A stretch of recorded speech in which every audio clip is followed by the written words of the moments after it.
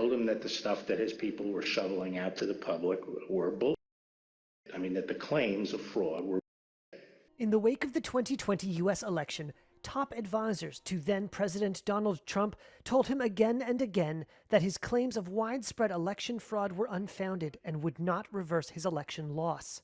But he refused to listen. He was indignant about that. That's according to testimony from former campaign officials and even former U.S. Attorney General Bill Barr, presented Monday at the second of a series of public hearings from the committee investigating the January 6, 2021 riot at the U.S. Capitol.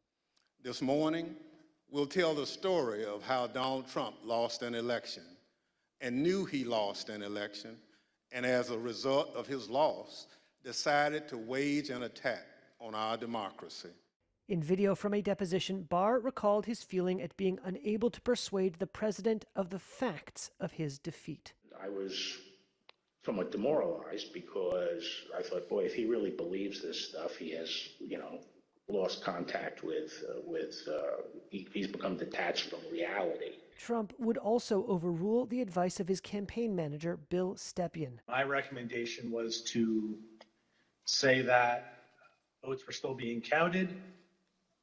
It's too early to tell. He said that on election night 2020, he told the president the results were going to take weeks to finalize. I always told the president the truth. But Trump appears to have preferred the election night counsel of former New York City Mayor Rudy Guiliani. Spoke to the president several times that night. Who witnesses recalled being intoxicated. Is there anyone in that conversation who, in your observation, had too much to drink? Mayor Giuliani. And the president would continue to heed Giuliani and others and dismiss the guidance from his campaign attorneys. We called them kind of my team and Rudy's team. I didn't mind being characterized as being part of Team Normal. What they were proposing, I thought was nuts.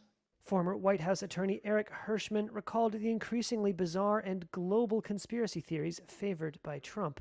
Different things have been floating around as to who was involved. Remember, u.s.a, a Venezuelan, she has an affidavit from somebody who says they wrote a software in, it's something with the Philippines, and just all over the radar. And the president was as mad as I've ever seen him, and he was trying to control himself. A key focus of Trump's fury fell on his own Justice Department and its leader, Bill Barr, who, to the president's rage, told him plainly that the claims of fraud were without merit. When I went into this and would, tell him how crazy some of these allegations were, there was never an indication of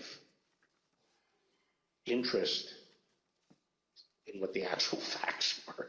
My opinion then and my opinion now is that the election was not stolen by fraud. The January 6th committee also tried to shine a light on how Trump used false election claims to fundraise, telling donors their dollars, which would flow into the hundreds of millions, would fight non-existent election fraud. So not only was there the big lie, there was the big ripoff. Trump has denied wrongdoing and has repeatedly insisted that he did not lose the election, dismissing the Select Committee investigation as a political witch hunt.